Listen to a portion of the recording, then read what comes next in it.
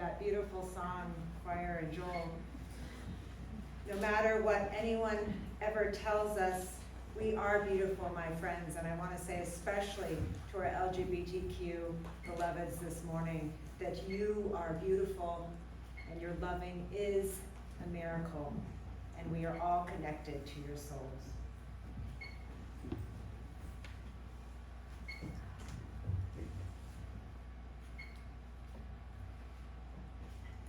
There's a little card at the hospital where I work as a chaplain intern that we sometimes give to patients.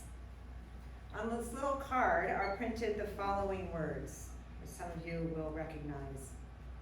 God, grant me the serenity to accept the things I cannot change, the courage to change the things I can, and the wisdom to know the difference. Many of you will recognize that as the Serenity Prayer, popularized by Alcoholics Anonymous and other 12-step groups. The prayer is often attributed to the American theologian Reinhold Niebuhr, who used it in the mid-20th century, but it was actually written by a woman, Winifred Crane Weigall, in a slightly different form in 1933. Both versions of this popular prayer name a fundamental truth of the human condition, our uneasy relationship with change, which is why this simple little prayer is such an enduring one, why it's so helpful for people wrestling with addiction, injury, illness, or loss, why it's so helpful for all of us, really. Spirit of life, grant me the serenity to accept the things I cannot change, the courage to change the things I can, and the wisdom to know the difference. The paradox of the human condition is that, like all other life forms on earth, we are both subject to change and subjects of change. To be alive is to participate in change.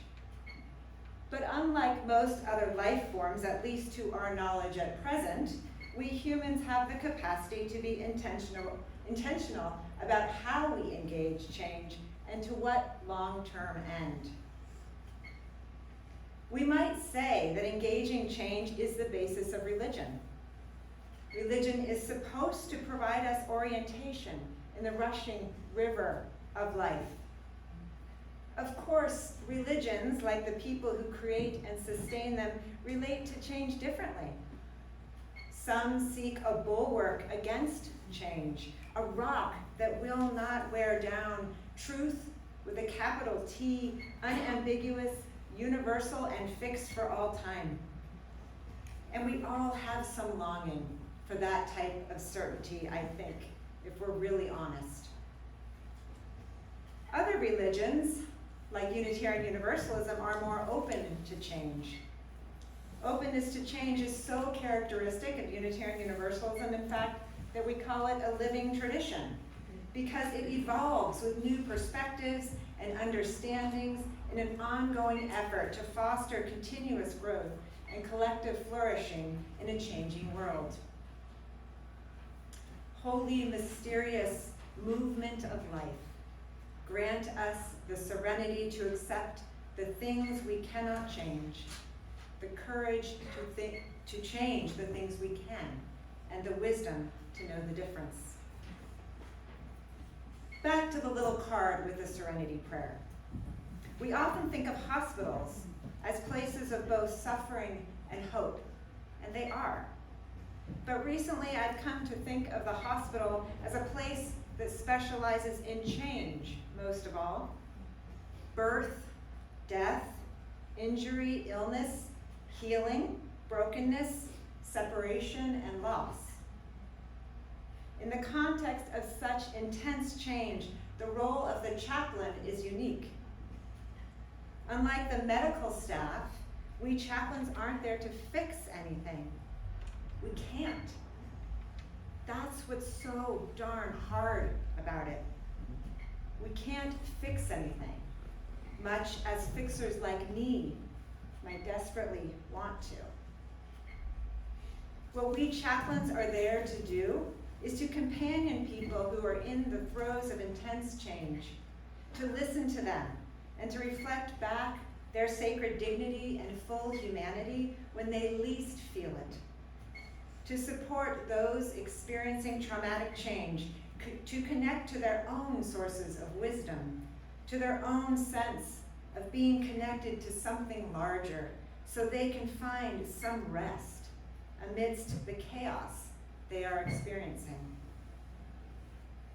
It's hard and humbling work, the hardest and most humbling work I've ever done. But the beauty, the holiness of chaplaincy is that sometimes when the stars align, or spirits connect, or however you want to explain magic when it happens, sometimes this kind of companioning another person in the throes of change does lead to a kind of healing. Not in the sense of fixing or saving, but rather in the sense of reconnecting to a feeling of spiritual wholeness, rediscovering what is trustworthy in our experience, no matter what hell we might be living through at the moment. Whether it's in the context of the hospital or congregational life, or anywhere else for that matter, we can all offer opportunities like this to one another. When our lives have turned upside down, we can support one another in reconnecting to something bigger than ourselves, something that moves within and between us, something intangible but real that keeps us connected and afloat in the sea of change. Holy presence between and among us. Grant us the serenity to accept the things we cannot change, the courage to change the things we can, and the wisdom to know the difference. Faith makes a big difference when it comes to weathering the most intense storms of change. Some of you may have discovered that already. This might not sit well with the atheists among us, but hear me out. The people I meet at the hospital who are most at peace, regardless of their circumstances, have faith in something beyond medicine and knowledge and human control. Some of them believe in God and some of them don't. But they all have faith in something larger than us that is at work and is worth trusting when things go south. My friends, it doesn't really matter what it is we put our faith in, as long as it's grounded in love, big enough to hold us all, and supple enough to bend and flex with change. This is, I think, what Unitarian Universalism can offer, what UUSM can offer. A faith that is open to change, that is big enough to hold us all in our beauty, our brokenness, and our diversity. A faith that keeps us humble and aware of our limitations, yet inspires us to shape change together in the direction of love and justice. Spirit of love, basis of the Universalist faith, grant us the serenity to accept the things we cannot change, the courage to change the things we can, and the wisdom to know the difference. When I told my kids I was preaching about change this week, one of them promptly said, "I don't like change." Anyone else ever feel that way? Yeah, that's right. Some changes are good. We welcome them. You know, a new friend, a new relationship, a new sanctuary maybe. But often we're pretty wary of change, and for good reason. Because no matter what joy or gifts it brings, change always also entails loss and uncertainty. And that's what we don't like, the loss and uncertainty. If we want to be able to engage change in a meaningful, life-sustaining way, we have to be willing to do two things. We have to let ourselves grieve, and we have to relinquish our desire for control. No wonder we don't like change. Those are really, really hard things for many of us to do. In these times of disruption and accelerating change, grief is a skill we need. Our bodies already know how to grieve, but the dominant culture for too long in this country has taught us to suppress grief, to deny it, or at the very least to hide it. If we were encouraged to grieve freely and wildly in the face of profound loss, we would no longer be able to pretend that everything is okay in America, in the world, or in our lives. We'd have to face the truth about colonization and genocide, white supremacy, homophobia, transphobia, gun violence, and climate change. And we'd have to accept responsibility for changing them too. Joy is not the opposite of grief, writes writer and activist Malkia Devic-Cyril. Grief is the opposite of indifference. Grief is an evolutionary indicator of love. Grief is an evolutionary indicator of love. Denying our grief betrays the depth of our care and connectedness. Denying our grief betrays love and blocks its transformative potential. Devic-Cyril writes that metabolized grief can power deep and lasting change, infused with profound joy, while unmetabolized grief becomes an almost insurmountable barrier to it. So we have to help one another remember how to grieve, my friends. If we want to live well inside change, and if we want to participate in life's movement toward greater flourishing, we have to companion each other through grief. Beating, broken, open heart of the universe, grant us the serenity to accept the things we cannot change, the courage to change the things we can, and the wisdom to know the difference. Just over a year ago, during one of the atmospheric river events that brought some 6 inches of rain to our parched and burned landscape, we lost power for 12 hours where I live. For my family, it was fun and exciting at first, but the novelty soon wore off. It was only 12 hours. We complained, we worried about food rotting in our refrigerator, lucky as we were to have food in our refrigerator, and we really, really wanted to get back onto the internet. That day and afterward, I reflected on how disoriented we felt in the dark without our devices and our sense of control. I thought about how our privileged modern lifestyle enables us to believe that we're the ones at the switchboards of life, pressing the buttons, flipping the switches. When we woke up the next morning, the power was back, but I held on to the lesson, and I'm still holding on to the lesson. The feeling of vulnerability and dependence on forces much larger than ourselves. I held on to the embodied knowing of the truth of things, still afraid for what lies ahead for us in this time of pandemic, political upheaval and climate disruption, or effing climate disaster. But genuinely grateful for the unveiling of truth and the opportunity it brings. The opportunity to reorient toward humility, interdependence, and participation in change.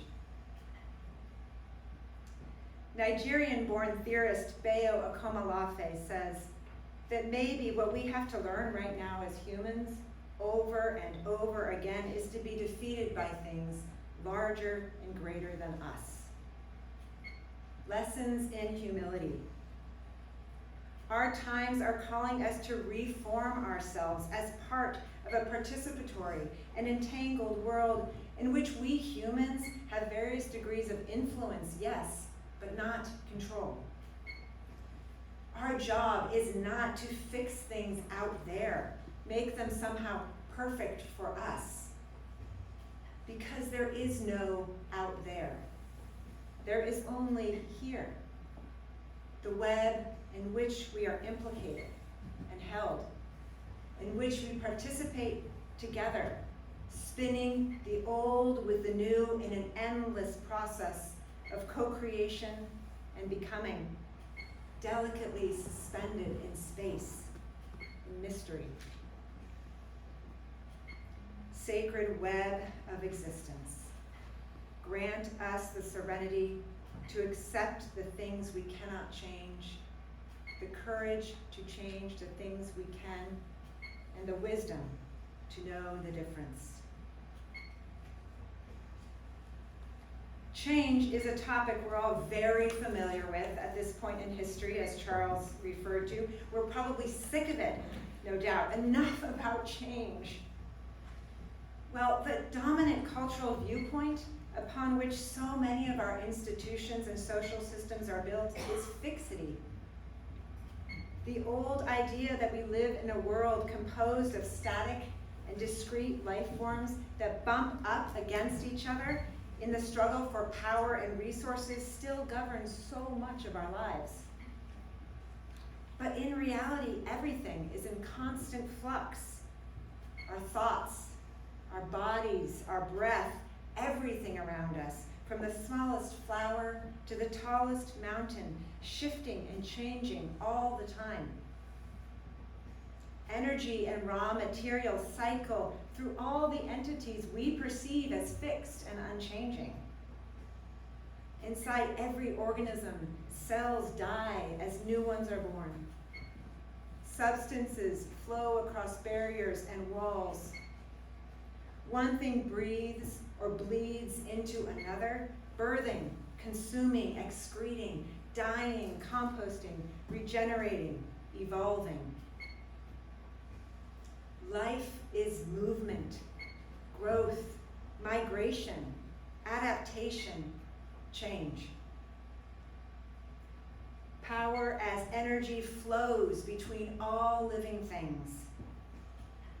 We can't hoard that kind of power, but we can channel it together toward life's own sacred regenerative flow. What would it be like to engage change from this perspective? Instead of trying to resist change or force it upon fixed entities or static systems, can we instead intentionally align ourselves with the forces of life-sustaining change already at work in the world? What would that be like for you personally, and for you collectively as a community here at UUSM? What losses need to be grieved so something new can emerge here? How can your faith support you? How can you companion each other through change? We aren't supposed to move through change alone, writes UU Minister Karen Herring. We humans have evolved in and for relationship, and the transformative possibilities of our current thresholds will depend on our ability to share the uncertainty and chaos of these times with one another. And so we pray one more time together. And join me if you now know the words. Spirit of life that animates change, grant us the serenity to accept the things we cannot change, the courage to change the things we can, and the wisdom